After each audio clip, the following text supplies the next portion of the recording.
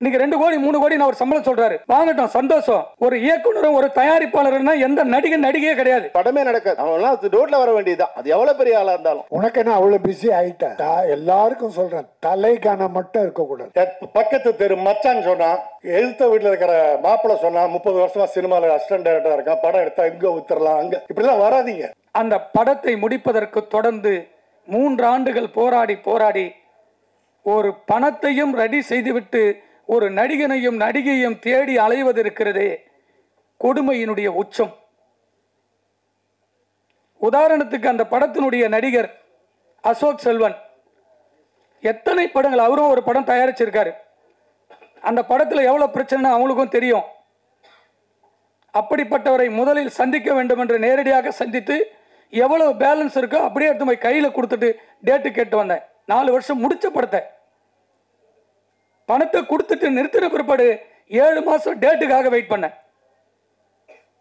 அவரு டேட்டு கொடுத்த பிற்பாடு நடிகையுடைய டேட்டு பிரச்சனை. இன்னைக்கு அவருக்கு 2 கோடி சம்பளம் இருக்கலாம், அன்னைக்கு கொடுத்த பணம் 31 லட்சம்.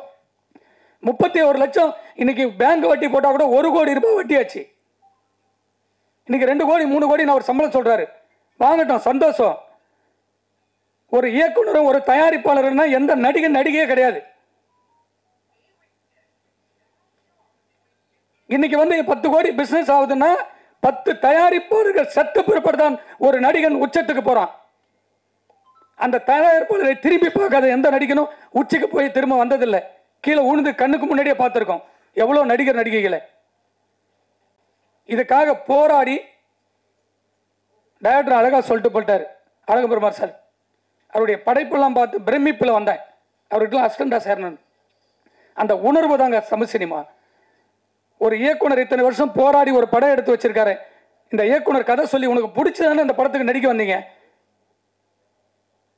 ஒரு 2 மணி நேரம் 1.5 மாசமா சொல்லிட்டு இருக்கோம். சொல்றோன்னு ஒரு நாள் பதில் இல்லை. ஒரு தயாரிப்பாளர்கள் பணம் கொடுத்தால் மட்டும்தாங்க ஒரு நடிகன் ஷூட்டிங் ஸ்பாட்டுக்கே வர முடியும். வீட்டில இருந்து கிளம்பி வர கார் வரைக்கும், பெட்ரோல் இருந்து கேரவன்ல இருந்து தங்கறதுல இருந்து சாப்பாடுல இருந்து வீட்டுக்கு போற வரைக்கும் ஒரு தயாரிப்பாளருக்கு கொடுக்குற பணம் உனக்கு யாரு? உங்க அப்பா அம்மா கொடுக்கலையே. நீ கல்யாணத்துக்கு அப்புறம் உங்க அப்பா அம்மாவுக்கு ஒரு கார் வாங்கி கொடுக்குறிய, யாருடைய பணம்? ஒரு தயாரிப்பாளர் கொடுத்த பணம். அவங்க எத்தனை சொத்து தாலி தவிர எல்லாத்தையும் வித்து கொடுக்குறாங்க யாருக்கு தெரியும்? ஒரு நடிகன் இந்த படத்துக்கு ப்ரொமோட் பண்ணோம். நான் டெய்லியும் அப்டேட் பார்த்துட்டே இருக்கேன். சூப்பர் ஸ்டார் எல்லா படத்துலையும் நின்று இன்னைக்கு வரைக்கும் உச்சது. அவர் வரணும்னு அவசியமே இல்லை, வீட்டில் உட்காந்துட்டு இருந்தா கூட அந்த படம் சூப்பர் ஹிட். ஒவ்வொரு படத்துக்கு நிற்கிறாரு, வாழ்த்துறாரு.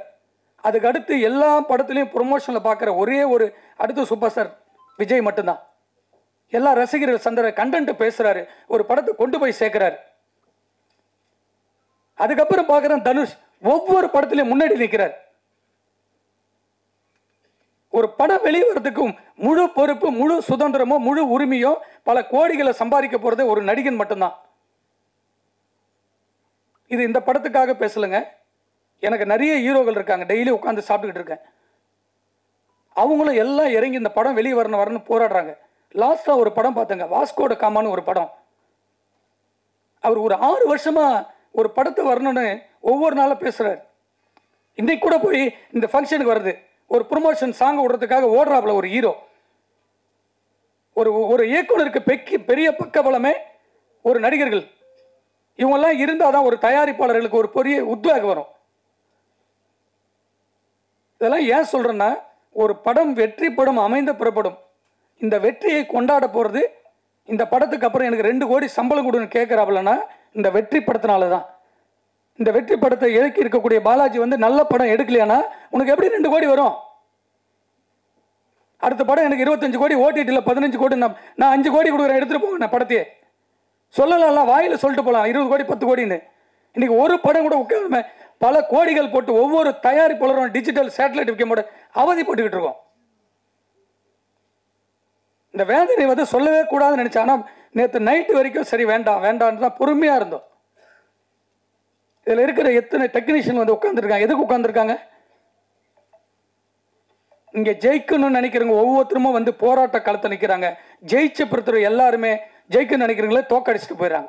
அதுதான் இங்கே சினிமாவில் நடந்துகிட்டே இருக்கு. 1000 கஷ்டங்கள் இந்த திரைப்படத்தில் இருந்தாலும் திருமலை சொன்னதில் ஒரு பாயிண்ட் இருக்குது. அந்த படம் ரிலீஸ் ஆகும்போது எல்லாரும் சேர்ந்து அந்த படத்தை வந்து ப்ரொமோட் பண்ணணுங்கிறத வந்து ஒரு விதியாக வச்சுக்கணும். ஏன்னா இந்த படம் ஒரு படம் வந்து வெற்றி அடைந்தால் அதில் யாருக்கு முதல் லாபம்? யாருக்கு முதல் லாபம்னா அதில் நடித்த நடிகர் நடிகை 2 பேருக்கும் அவங்க தான் 80% ஆஃப் லாபத்தை எடுத்துகிட்டு போயிருப்பாங்க. லாபங்கிறது வந்து நான் மானிட்டரி வைஸாக சொல்ல, அது வந்து ஃபேம் வைஸாக அதன் மூலம் அடுத்த படத்தில் கிடைக்க போகிற லாபம் வைஸாக 80% அவங்க எடுத்துகிட்டு போகிறாங்க. அப்புறம் ஒரு 10-15% வந்து டெக்னீஷியன் எடுத்துப்பாங்க. இன்றைக்கி இருக்கிற பாலாஜி வந்து இந்த படம் ஓடிச்சுன்னா நாளைக்கு அவரோட லெவல் வேறுவாக இருக்கும். ஆனால் இந்த படம் ஓடினாலும் திருமலையோட லெவல் அதே லெவல் தான் இருக்கும், தயாரிப்பாளரோட லெவல் அப்படியே தான் இருக்கும். அவர் வந்து இந்த கடன்கள்ந்து விடுபடலாம். இப்போ இப்போ மகேந்திர கொடுத்த ஃபைனான்ஸும் சுதாகர் கொடுத்த ஃபைனான்ஸ் இதெல்லாம் வந்து சரி பண்ணலாமே தவிர அடுத்து அவர் வந்து வெளியே வர்றது கஷ்டம். அப்போது ஒரு 5% 10% தயாரிப்பாளர் தன் உயிரை கொடுத்து இந்த படத்தை ப்ரொமோட் பண்ணணும், வெளியே வரணும்னு நினைக்கும் போது இதில் 90% மேலே லாபம் அடைய போகிற நடிகர் நடிகையர் டெக்னீஷியன்ஸு நிச்சயமாக இந்த படத்தை ப்ரொமோட் பண்ணணும். இன்னொரு விஷயம், இது பொது மேடையில் சொல்ல வேண்டிய விஷயம் இல்லைன்னா கூட இந்த பல விஷயங்களை வந்து இது போலீஸ்காரன் வந்து ஐயோ திருட்டு நடக்குதுன்னு வந்து ரோட்டில் கத்தினா எப்படி தவறோ அது மாதிரி தயாரிப்பாளர் சங்கத்தில் வந்து ஒரு ஈசி மெம்பராக இருக்கிற திருமலை வந்து இங்கே வந்து பேசுறது வந்து தேவையில்லாத ஒன்று. அவரோட சங்கத்தில் உட்காந்து இவ்வளோ கஷ்டம் இருக்குது, இதெல்லாம் பண்ணணுமே நீங்கன்னு முதல்ல அங்கே தான் பேசணும். அதனால் இப்போ தயாரிப்பாளர் சங்கங்களோட செக்ரட்டரிகள் இங்கே இருக்காங்க. நாங்கள் வந்து அவங்களுக்கு வந்து ஒரு கண்ட்ரோல் அவங்ககிட்ட கொடுத்தோம். நாங்கள் என்னென்னா இப்போ கூட அதை ஒரு இது புரிஞ்சிக்கல. ஒரு திரைப்படம் நான் வந்து என் நண்பரோட நண்பர் அவர், நான் திரைப்படங்கள் வரும்போது கொஞ்சம் பழக்கமானார். அவர் எனக்கு பிடிச்சிருந்தது. அவர் வந்து ஒரு நாள் என்கிட்ட வந்து சார் ஒரு 50,000 பணம் வேணும் சார். என்னன்னு கேட்டேன். ஒரு பெட்டி கடை வைக்க போகிறோம் சார் அப்படின்னு. சரி ஓகே, அவர் எனக்கு பிடிச்சிருந்தது, நான் தரேன்னு சொன்னேன். நான் நாளைக்கு வந்து வாங்கிக்கணும். இல்லை சார் அவர் வந்து நான் ஒரு 3 months கழிச்சு வந்து வாங்கிக்கிறேன் அப்படின்னார். அப்போது அவர் சென்னையில் வந்து ஒரு 20-30 இடங்களில் வந்து அலைஞ்சி எங்கே கடை இருக்குது, எங்கே கடை வச்சா நல்லாயிருக்கும், எங்கே வாடகை கிடைக்கும், அதில் கன்சியூமர் எங்கே இருக்காங்க, இதையெல்லாம் இப்போ ஒரு 3 மாதம் இருந்துட்டு அப்புறமா வந்தார். அண்ணன் இந்த இடத்துல கடை வைக்கலான் இருக்கேன், வாடகை கொடுக்க போகிறேன், எல்லாத்தையும் செட் பண்ணிவிட்டு என்கிட்ட வந்து பணம் வாங்கினார். நான் அதை வந்து அவருக்கு வந்து இனமாக தான் கொடுக்கணும்னு நினச்சேன். ஆனால் அவர் வந்து ஒரு 6-7 மாதத்தில் அந்த பணத்தை எனக்கு திருப்பி கொடுத்துட்டார். அப்போது 50,000 ரூபாய் முதலீடு வச்சு எடுக்க போகிற ஒரு பெட்டி கடை வைக்க போகிற ஒரு நபர் ஒரு 3 மாதம் பிளான் பண்ணி எப்படி வச்சா பண்ணணும்னு பிளான் பண்ணி அது 6 மாதத்தில் மொத்த அசலையும் கடனையும் கொண்டு வந்து திருப்பி கொடுக்க முடியுது. ஆனால் எல்லாம் கோடீஸ்வரன் தான். இன்னைக்கு தயாரிப்பாளர் எல்லாம் கோடீஸ்வரன் தான். கோடீஸ்வரன்னா கோடிக்கு கம்மியாக இன்னைக்கு எந்த திரைப்படமும் எடுக்க முடியறதில்லை. அப்போ பல கோடிகளை போட்டு படம் எடுக்கிற ஒரு தயாரிப்பாளர் எந்த அளவுக்கு திட்டமிடுதல் வேண்டும்? இதுதான் இது திட்டமிடுதல் தான் நம்ம தயாரிப்பாளருக்கும் இல்லை டெக்னீஷியன்ஸுக்கும் இல்லாத ஒன்றா இருக்குது. டெக்னீஷியன்ஸுக்கு இல்லைன்னா ஒன்றும் ஆக போகிறதில்ல, அவங்க வந்து வெயிட் பண்ண போகிறாங்க. ஆனால் தயாரிப்பாளர் ஒரு நாளும் ஒரு நிமிடமும் அந்த பணத்துக்கு வட்டி கட்டிகிட்டே இருக்கணும். எந்த விடுமுறையும் இல்லாத ஒன்றே இந்த வட்டி தான். எந்த விடுமுறையும் கிடையாது. கொரோனாவுக்கு கூட அதுக்கு வட்டி கிடையாது, செத்தாலும் வட்டி கிடையாது, வாழ்ந்தாலும் வட்டிக்கு லீவே கிடையாது. அப்போ அவங்க வந்து இதை பிளான் பண்ணிடணும். அப்போ நாங்கள் தயாரிப்பாளர் சங்கத்துக்கு ஒரு வேண்டுகோள், ஒரு வழிமுறை சொன்னோம். ஐயா, உங்ககிட்ட தயாரிப்பாளர் வராங்களா, எல்லாத்தையும் செக் பண்ணி யார் ஆர்டிஸ்ட்டு, யார் டைரக்டரு, எப்போ ஷெட்யூல் போகிறாங்க, ஷெட்யூல் டேட் வாங்கிட்டாங்களா, டைரக்டர் டேட் இருக்கா, ஆர்டிஸ்ட் டேட் இருக்கா, டெக்னீஷியன்ஸ் டேட்ஸ் இருக்கா, இதெல்லாம் கன்ஃபார்மாக எல்லாம் அக்ரிமெண்ட்டை வாங்கிங்க. ஏன்னா முன்னாடி பணம் திரைப்படங்களோட இது வந்து லட்சங்கள் இருந்தது, ஆயிரங்கள் இருந்தது. இன்றைக்கி கோடிகள் இருக்கும்போது நாணயம் வந்து கம்மியாயிடுச்சு. முன்னாடி ஒருத்தர் கூட பணம் வாங்கினா எஸ் நான் வாங்கினேன் சார் அப்படின்னு தான் சொல்லுவாங்க. எல்லாமே எழுத்தில் தான், எழுதலாமே எழுத்தில் இருக்காது, வாயில் தான் இருக்கும். ஆனால் ஒரே ஒருத்தர் கூட நான் பணம் வாங்கலன்னு சொன்னதே இல்லை. நான் திரைப்படங்களில் டைரக்டர் இருக்கிற வரைக்கும், தயாரிப்பாளர் இருக்க வரைக்கும். ஆனால் இப்போ வந்து எல்லாமே கோடிகள் ஆயிடுச்சு. நோன்னு சொன்னால் பல கோடிகள் நம்ம சேவ் ஆகலாம். அப்போது அக்ரிமெண்ட் வந்து ரொம்ப மஸ்ட்டு சார் அப்படின்னு சொல்லி நீங்கள் ஒரு ஒப்பந்தம், எல்லாருக்கும் உண்டான எழுத்துப்பூர்வமான ஒப்பந்தம், இதெல்லாம் சரி பண்ணிவிட்டு நீங்கள் இந்த படம் எல்லாம் சரியாக இருக்குது, நீங்கள் இதை வந்து படப்பிடிப்பு போகலாம் அப்படின்னு நீங்கள் ஒரு அனுமதி கொடுத்த பிறகு நாங்கள் படங்களுக்கு போகிறோம். திரைப்படங்கள் 100% வருமானம் வரத்துக்கு உண்டான வழி இருக்குது. ஆனால் வருமானம் வர வழியெல்லாம் அடைச்சிட்டு கடன் வர வழி மட்டும்தான் நீ தயாரிப்பாளர் இருக்குது. வருமானம் வருதுன்னா அது வேற யாருக்கோ போயிடுது. அந்த சேனல்லாம் வேற இடத்துக்கு போயிடுது. கியூபா அது வேற இடம், அவுடோனிட்டா வேற இடம், மேக் மை ட்ரிப்பா வேற இடம், இன்னைக்கு நான் 30 லட்சம் டிக்கெட் இதுவாகுதுன்னா ஒரு டிக்கெட்டுக்கு 10 ரூபானா 3 கோடி ரூபாய் இன்னைக்கு வந்து ஒரு நாளைக்கு வருமானம். படம் ஓடுதோ லாபமோ நஷ்டமோ 3 கோடி ரூபாய் ஒருத்தர் வந்துட்டே இருக்கு. ஆனால் அந்த வருமானம் யாருக்கு போகுதுன்னா யாருக்கும் போகுது. இன்னைக்கு வந்து 1000 சினிமா தேட்டரில் வந்து 4 ஷோ போயிட்டே இருக்கு, 4000 ஷோ நடந்துகிட்டே இருக்குன்னா இதுக்கான கியூப் சார்ஜும் கட்டிகிட்டே இருக்கும். இது வருமானம், இதில் நஷ்டமே இல்லை. இது திரைப்படத்துறையில் இருக்க யாருக்கா தயாரிப்பாளருக்கு யாருக்கா வருதானா வருமானம் வர்றதே கிடையாது. அப்போது வருமானம் வருகின்ற வழிகள் இன்னைக்கு வந்து நான் 8 கோடி பேரில் 6 கோடி பேர் நம்ம திரைப்படங்களை ஏதோ ஒரு பிட்டை பார்த்துட்டே இருக்கான். ஒரு ஸ்டில்லை பார்த்தா கூட அதுக்கு பணம் கட்ட வேண்டிய சூழ்நிலை இருக்குது. நான் போட்ட மியூசிக்கு, என் படத்தோட மியூசிக்கை நான் ஸ்டேஜில் பாடுறதுக்கே நான் திருப்பி பணம் கொடுக்க வேண்டிய இருக்குது.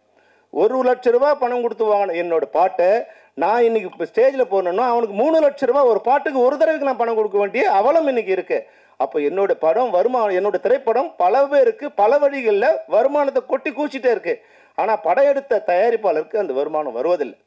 எப்படி வந்து விவசாயிக்கு அவனோட உழைச்ச நெல் இப்போ இதுக்கு வந்து உழைப்புக்கு நெல்லுக்கு வந்து தக்காளிக்கு வருமானம் வரது இல்லையோ, அதுபோல் திரைப்பட தயாரிப்பாளர்களுக்கு அவருடைய போட்ட முதலீடுக்கு வருமானம் வருவதே இல்லை. அதை நீங்கள் ஒழுங்கு பண்ணீங்கன்னா நிச்சயமாக லாபம் வந்துட்டே இருக்குது. லாபம் தயாரிப்பாளர் தவிர மற்றவங்க வருது. வருகின்ற லாப நஷ்டத்துக்கு மட்டும் நீங்கள் தயாராகிடுறீங்க, கடனுக்கு மட்டும் நீங்கள் வட்டி கட்டிட்டுருங்க, கடனுக்கு மட்டும் வீட்டை விட்டுட்டுட்டீங்க. ஆனால் வருமானத்தை எல்லாம் வேற யாரோ சாப்பிட்டுட்டு இருக்காங்க. நிச்சயமாக இன்னைக்கு திரைப்படத்துறையில் போற்றப்படக்கூடியவர்கள் தயாரிப்பாளர்கள் தான். இந்த கஷ்டமான காரியத்திலும் இன்றைக்கி 60 ஷூட்டிங் நடந்துகிட்ருக்கு. யாரோ ஒருத்தன் திரைப்படத்தை நேசிக்கிறான், அவன் படம் எடுக்க வர்றான், அவங்கள நீங்கள் சீரமைச்சு வழி நடத்தினீங்கன்னா இந்த திரைப்படத்துறை மிக நன்றாக இருக்கும். இந்த திரைப்படத்துறை இந்த மேடையில் சொல்கிறதுக்காக நீங்கள் என்னை மன்னிச்சிருங்க. ஏன்னா இது வந்து திருமலை சொன்னதுக்காக சொல்கிறேன். நிச்சயமாக நீங்கள் ஒரு ரூல் போடலாம். இவங்க இன்றைக்கி இந்த படங்களில் இந்த ப்ரொமோஷன்ஸ், நான் இந்த படத்துக்காக சொல்லலை, ஏன்னா அது வருஷம் நீங்கள் தப்பாக நினச்சக்கூடாது. அது என்ன ப்ராப்ளம் எனக்கு தெரியாது.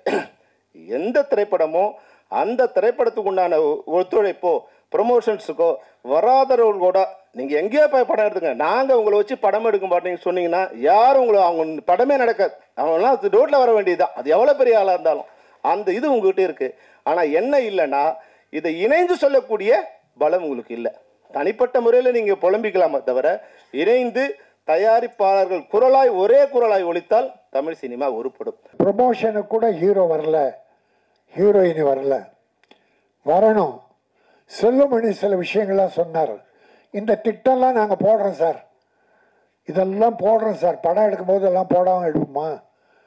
ஆனால் அதை பிரேக் பண்ணுறவன் ஹீரோ ஹீரோயினி மற்ற சிலர் எல்லாத்தையும் பிரேக் பண்ணிடுவாங்க.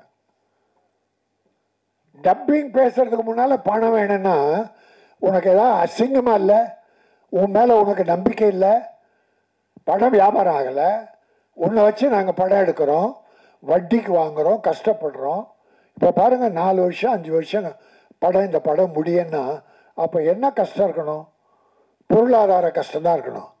அதை கடைசியாக மகேந்திரகுமார்ஜி உதவியால் தம்பி திருமலை ஏற்பாடு பண்ணி இந்த படத்தை முடிச்சிருக்கான். அப்போ ஹீரோவா நீ கொண்டாந்த பணத்தை கொடுத்த, என் முதல் படம் கதாநாயகன், இந்த படம் எப்படி வரணும், இந்தாங்க இந்த பணத்தை வச்சு படம் பண்ணுங்கன்னு சரத்குமார் பண்ணியிருக்கார். அப்படி ஜெய்சங்கர்னு ஒரு ஹீரோ, அவர் எத்தனை ப்ரொடியூசரை வாழ வச்சிருக்கார். ரிலீஸுக்கெல்லாம் அவங்க உதவி பண்ணுவாங்க. பட் ஒரு ப்ரொமோஷனுக்கே வரலன்னா ப்ரொடியூசர்ஸ் அவ்வளோ பெரிய அடிமைகளா? உனக்கு என்ன அவ்வளோ பிஸி ஆகிட்ட? எல்லாருக்கும் சொல்கிறேன், தலை கனம் மட்டும் இருக்கக்கூடாது. தலை கனம் கொஞ்ச நாள் நிமிரும், உன்னை தாழ்த்தி விடும். தலை கனிச்சுன்னா தலை தாழ்ந்து விடும். ஆகவே தலை கனம் இருக்கக்கூடாது யாராக இருந்தாலும். வளர்ச்சியும் போது நெற்பயிரை உதாரணம் சொல்லுவாங்க. நெற்பயிர் கதிர் விடுறதுக்கு முன்னால நெல் நிமிர்ந்து நிற்குமா? கதிர் விடுகிற போது அந்த நெற்பயிர் தலை தாழ்ந்து இருக்குமா? அது அறிவின் முதிர்ச்சி.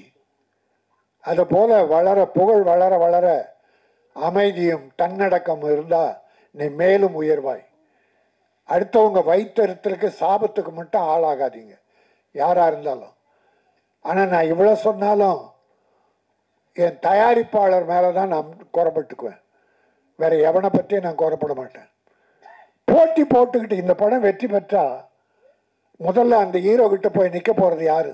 நடிகர்களாகட்டும், நடிகைகளாகட்டும், தொழில்நுட்ப கலைஞர்களாகட்டும், தயாரிப்பாளர் கூட ஆகட்டும், வேறொரு கடந்து சென்று விடுவார்கள்.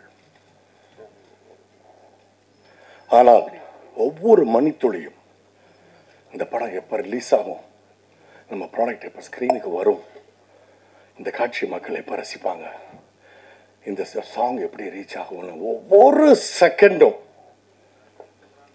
அவரோட வலியை அனுபவிக்கிறது டைரக்டர். அந்த வலியை என்னுடைய முதல் படத்தில் நான் அனுபவித்திருக்கிறேன் என்ற ஒரே காரணத்தினால் எனக்கு பேசுவதற்கு முழு தகுதி இருக்கிறது.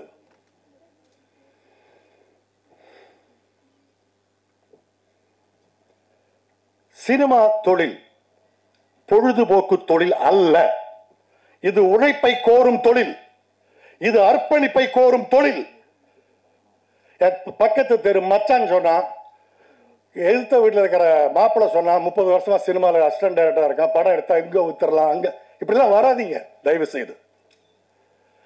திரும்பவும் சொல்கிறேன், இது அர்ப்பணிப்பை கோரும் தொழில், உழைப்பை கோரும் தொழில். இது பொழுதுபோக்கு தொழில் அல்ல. எத்தனை வருஷம் தெரியுமா அந்த பையன்? ஓகே, இந்த படத்துல நான் நடிக்காட்டா கூட இப்படி ஒரு படம், இந்த ஒரு விஷயத்தை நீங்க வாங்கினா கட்டாயமா வந்திருப்பேன், பேசியிருப்பேன். இன்னைக்கு இருக்கிற மேடையில் இருக்கிற இவ்வளவு பேர்ல எத்தனை பேர் இந்த படத்துல இன்வால்வ் ஆனவங்க, எத்தனை பேர் இந்த படத்தில் நடிச்சவங்க, எத்தனை பேர் இந்த படத்துல சம்பளம் வாங்கினவங்க? கிடையாது.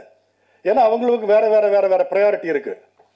ஆனா இந்த டைரக்டருக்கு இந்த ஒரு படத்துக்கு போக முடியுமா?